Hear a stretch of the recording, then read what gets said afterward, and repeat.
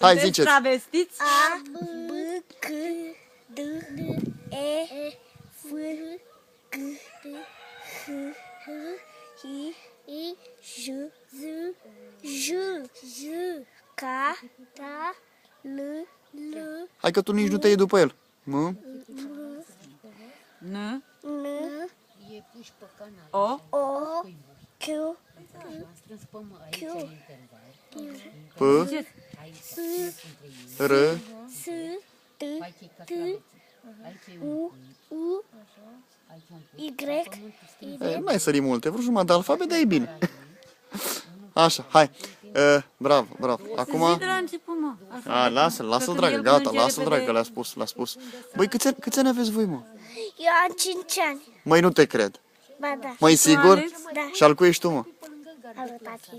Alo, tati. Și tu, Alex? Și tu câți ani ai, Alex? 4 ani. Băi, mă, și știți alfabetul, măi, frate?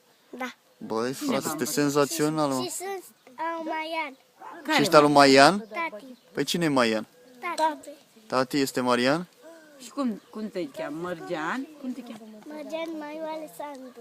Băi, extraordinar, domnule, cu băieții ăștia. Hai, duceți-vă de vă juca. Gata, bravo.